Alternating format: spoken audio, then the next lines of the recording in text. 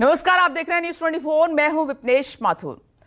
जुर्म की एक ऐसी दास्तां हम आपके लिए लेकर आए हैं जिसने देश के हर माँ बाप की फिक्र बढ़ा दी है। जिनका बच्चा स्कूल जाता है उनकी चिंता अपने बच्चे की सुरक्षा को लेकर बढ़ गई है, क्योंकि यूपी के हाथरस से एक हैरान परेशान करने वाली खबर आई है, जहां 11 साल के बच्चे को उसके स्कूल प्रबंधक ने गला दबाकर मार डाला। लेकिन क्यों, इस रिपोर्ट में देखिए।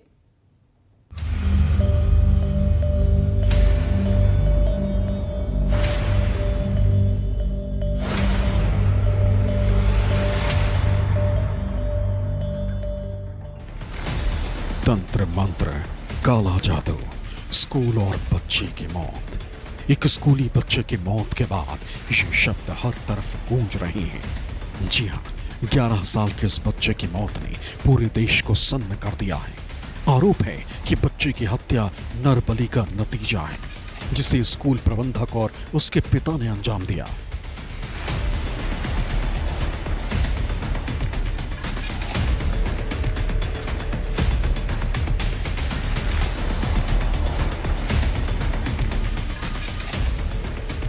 दूसरी क्लास में पढ़ने वाला कृतार्थ हाथरस के इसी डीएल पब्लिक स्कूल में पढ़ता था और यहीं के हॉस्टल में रहता था।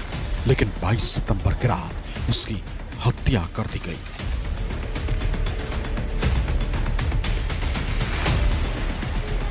कृतार्थ की हत्या को लेकर नरबली के आरोप लग रहे हैं। पुलिस ने वारदात के 3 दिन बाद मुख्य आरोपी समेत कुल 5 आरोपियों को गिरफ्तार भी कर लिया है। ग्राम रसगवा स्थित डीएल पब्लिक स्कूल के छात्रावास में एक बालक की दुखद हत्या कारित कर दी गई थी। इस संबंध में वादी की तहरीर पर सुसंगत धाराओं में अभियोग पंजीकृत किया गया था। थाना सैदपुर पुलिस द्वारा घटना का सफल अनावरण करते हुए प्रबंधक सहित 5 अभियुक्तों की गिरफ्तारी की गई है और उन्हें न्यायिक अभिरक्षा में भेजा गया है। इस संबंध में पुलिस द्वारा समस्त पहलुओं की जांच करते हुए अग्रेतर विधिपूर्वक कार्रवाई की जाएगी। विवेचना अभी प्रचलित है। अब आपको सिलसिलेवार ढंग से बताते हैं कि पूरी वारदात क्या है और क्यों कहा जा रहा है कि मासूम कृतार्थ की बलि दी गई है। मृतक कृतार्थ के परिवार के मुताबिक उनका बेटा रसगवा गांव स्थित डीएल पब्लिक स्कूल में पढ़ता था और वहीं के हॉस्टल में रहता था। लेकिन 23 सितंबर की सुबह आई एक कॉल ने उनका सब कुछ छीन लिया।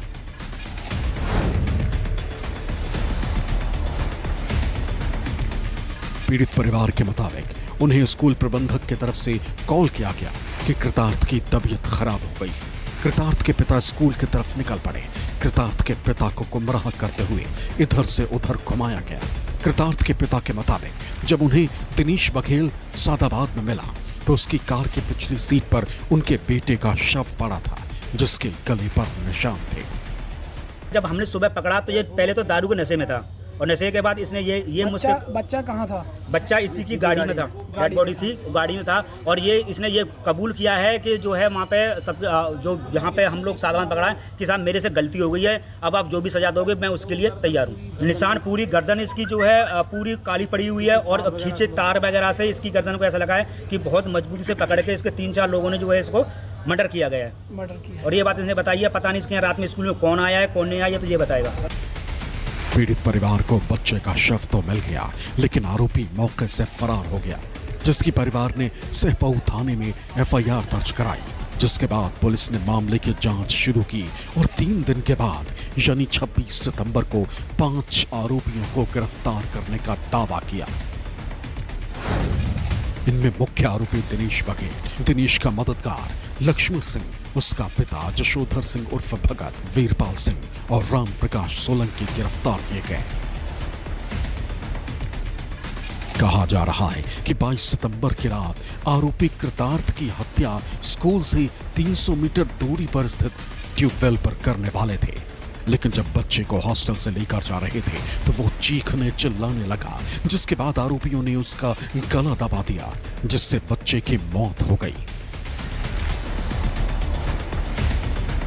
जांच के दौरान पुलिस को स्कूल से करीब 300 मीटर दूरी पर एक कमरा मिला था, जहां से पुलिस को तंत्र मंत्र से जुड़ा सामान मिला।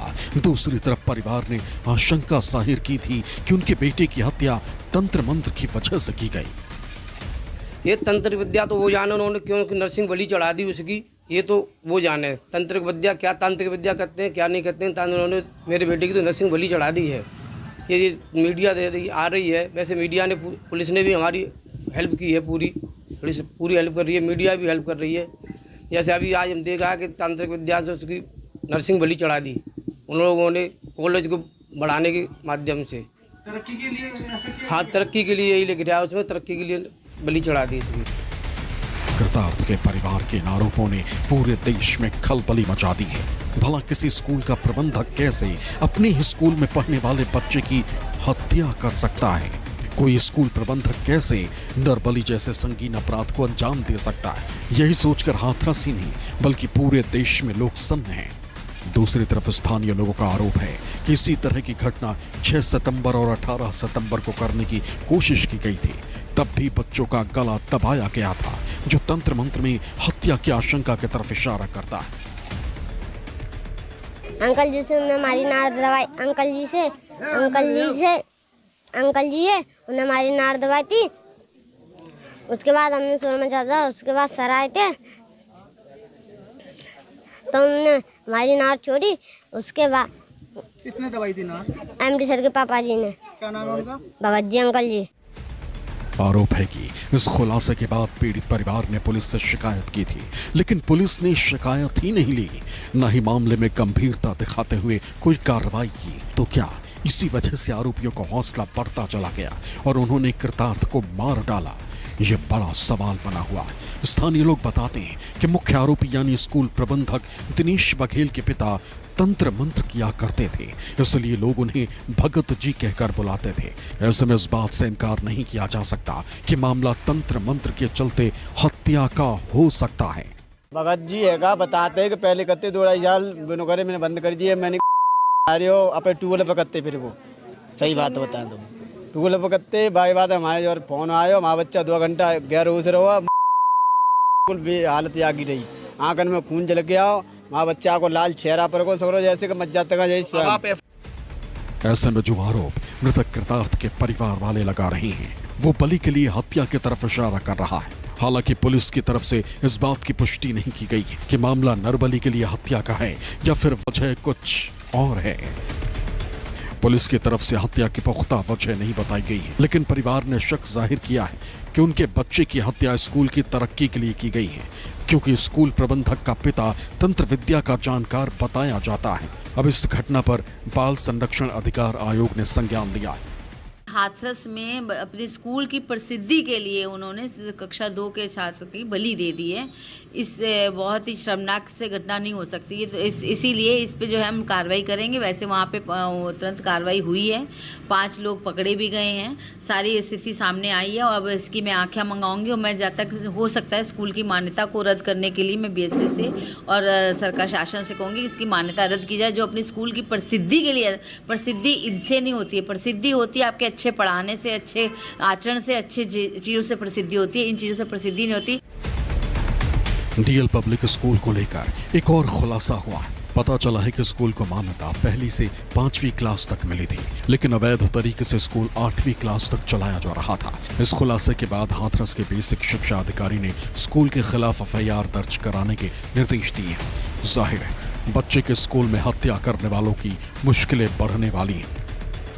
हाथरस पुलिस ने भले ही आरोपियों को गिरफ्तार करके मामले को सुलझाने का दावा किया हो, लेकिन जुर्म की इस वारदात ने देश के हर माता पिता की फिक्र बढ़ा दी है, जिनके बच्चे स्कूल में पढ़ने जाते हैं, जिन्हें लगता है कि उनका बच्चा स्कूल में सुरक्षित है। लेकिन जब स्कूल प्रबंधन की सोच ऐसी हो कि बलि देने से तरक्की हो सकती है तो खतरा बढ़ जाता है। पीड़ित परिवार की मांग है कि न सिर्फ आरोपियों को सख्त सजा मिले, बल्कि जिस स्कूल में इस संगीन जुर्म को अंजाम दिया गया उसे समीदोष किया जाए।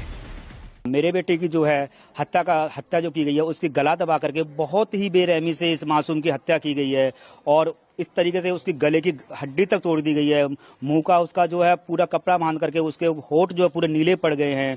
तो बहुत ही ऐसे दर्दनाक इस तरीके से इन दोनों जो हत्या की गई है, और इस हत्या शायद मैं इस समय जो है भावुक हूँ बहुत ज़्यादा।